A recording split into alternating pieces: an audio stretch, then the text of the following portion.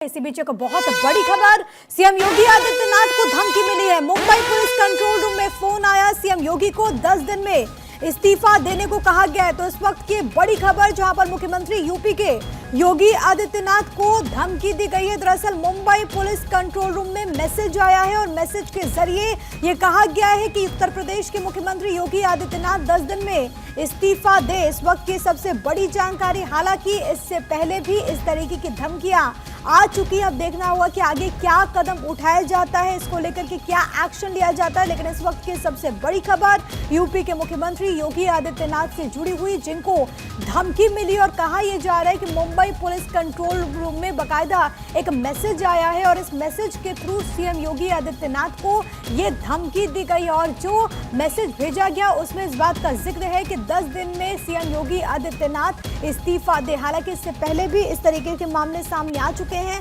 अब देखना यह होगा कि इस पूरे मामले में क्या कार्रवाई की जाती है, कब तक आरोपी को पकड़ा जाता है, ये मैसेज कहां से आया, क्या ये कहीं बाहर से मैसेज आया है, क्योंकि इस वक्त आप देख रहे हैं जो सिचुएशन बनी हुई है, इसको लेकर के कई सारे ऐसे मैसेजेस हैं, कई सारे ऐसे कॉल्स हैं जिसके जरिए थ्रेट करने की कोशिश की जा रही है। हालांकि कई मामलों में देखने को मिला कि बाकायदा कोशिश होती है कि कैसे दहशत फैलाई जाए।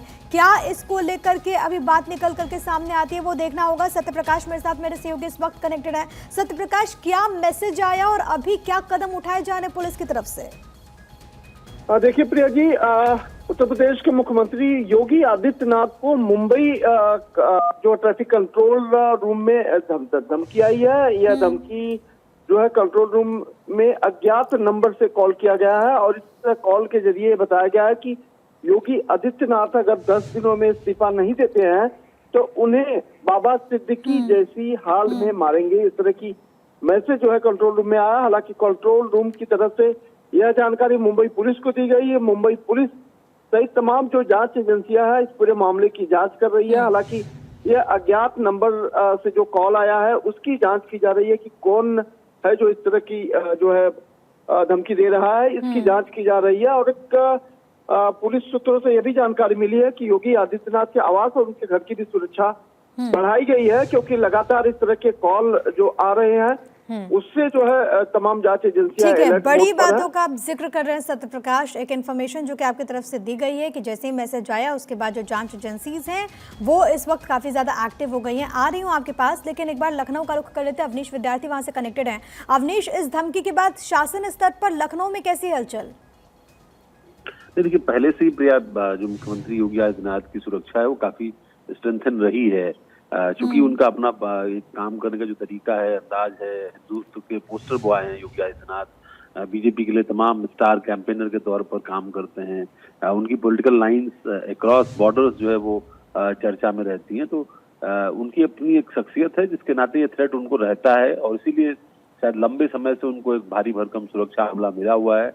जेड प्लस सिक्योरिटी उनके साथ रहती है, एनएसजी के कमांडोज उनकी सिक्योरिटी में रहते हैं।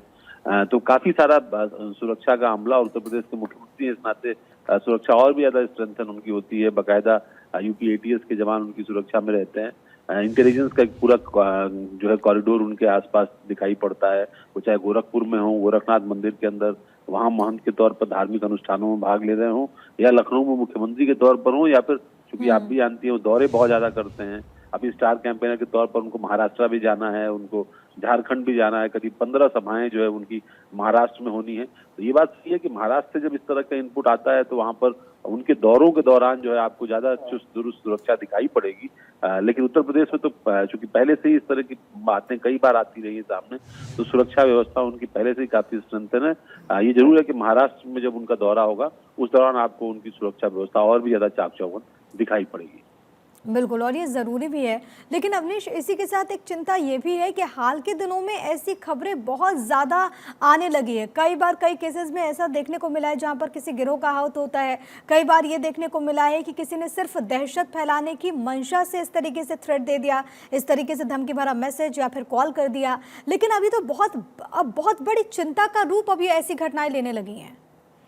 देखिए, ये बात सही है कि इस तरह की जो चाहे वो शरारतपूर्ण कॉल्स हों, जिनको हुक्स कॉल्स के तौर पर देखें, या अगर आप इसको इस तरीके से देखें किस तरीके से जो चरमपंथी संगठन है, कट्टरपंथी संगठन है, वो किस तरीके से रिकॉर्डेड मैसेज जो है वो इंटरनेट कॉल्स के थ्रू वायरल करने की कोशिश करते हैं, धमकी देने की कोशिश करते हैं। ये सारी चीजें जरूर सामने आई है। इन्वेस्टिगेशन होने में चूंकि टाइम ये लगता है कि कई बार इंटरनेट कॉल्स में आइडेंटिटी जो है वो डिस्क्लोज नहीं हो पाती है आसानी से, उसको ट्रैक करने में एजेंसीज को टाइम लगता है। इसको भी ट्रैक करने में बहुत टाइम नहीं लगेगा, क्योंकि कई सारे मामले उत्तर प्रदेश के अंदर इस तरह के सामने आए, जब सोशल मीडिया प्लेटफॉर्म्स पर, कंट्रोल रूम के कॉल्स पर, 112 जो हेल्पलाइन नंबर है उत्तर प्रदेश का, उन पर, या 1090 के हेल्पलाइन नंबर पर कई बार इस तरह की धमकियां देने की कोशिश हुई, ट्रैक किया गया।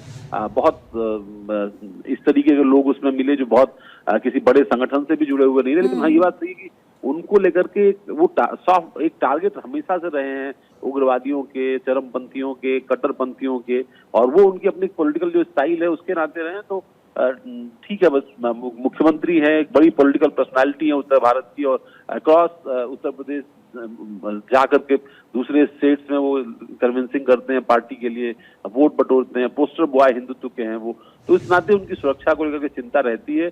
और इसीलिए जो आने वाले विधानसभा चुनाव में उसमें भी उनकी सुरक्षा और स्ट्रेंथन करने की कोशिश होगी। और इस जो कि ये वाकया महाराष्ट्र से जुड़ा हुआ सामने आया है, लिहाजा महाराष्ट्र में जब उनके दौरे होंगे तो निश्चित तौर पर सुरक्षा व्यवस्था आपको और ज्यादा चाक चौबंद मिलेगी। पहले से ही उनको एनएसजी कवर और जो है जेड प्लस सिक्योरिटी उनको मिली हुई है, और उस हमले में ही मुख्यमंत्री का पूरा दौरा होता है। देखना होगा आने वाले दिनों में और किस तरीके की तब्दीलियां उनकी सुरक्षा व्यवस्था में इन तमाम वाकयात की वजह से दिखाई पड़ती। हाँ बिल्कुल, हिंदुत्व का एक चेहरा भी है और इसी वजह से कट्टरपंथियों के निशाने पर भी रहे मुख्यमंत्री योगी आदित्यनाथ। और इससे पहले भी इस तरीके के मामले सामने आ चुके हैं, थ्रेड कॉल्स के जरिए, मैसेजेस के जरिए इस तरीके से धमकी, जिसका जिक्र अवनीश इस वक्त कर रहे हैं। अगर सत्यप्रकाश आप तक मेरी आवाज़ पहुँच रही है तो ज़रा ये बताइएगा, क्योंकि महाराष्ट्र में क्योंकि इलेक्शन का ये पूरा दौर है, स्टार प्रचारकों की जो सूची बीजेपी ने जारी की उसमें योगी आदित्यनाथ का नाम भी शामिल है, तो अभी अगर योगी आदित्यनाथ वहां पर प्रचार प्रसार करने के लिए पहुंचते हैं तो क्या अतिरिक्त वहां पर व्यवस्थाएं की जाएगी? क्या इसको लेकर के अभी तक मुंबई पुलिस के किसी आला अधिकारी से आपकी कोई बातचीत हुई? बिल्कुल प्रिया, देखिए महाराष्ट्र में विधानसभा का चुनाव है, इस दरमियान तमाम जो राजनीतिक दल है वो सक्रिय हैं। खासकर भारतीय जनता पार्टी की तरफ से जो है योगी आदित्यनाथ को स्टार प्रचारक के तौर पर बनाया गया है, और महाराष्ट्र में उनकी एक अलग से छवि रही है, क्योंकि उत्तर भारत से तमाम लोग महाराष्ट्र मुंबई में रहते हैं, जीविकोपार्जन करते हैं। ऐसे में जब भी योगी आदित्यनाथ मुंबई या महाराष्ट्र के दौरे पर आते हैं तो उनका स्वागत और बहुत बड़ा स्वागत भी होता है। लेकिन एक तस्वीर का हम जिक्र करेंगे कि पिछले दिनों एक तस्वीर खूब वायरल हुई थी जो मुंबई के अलग अलग इलाकों में लगाई गई थी, जिसमें लिखा था कि कटोगे तो बटोगे तो कटोगे।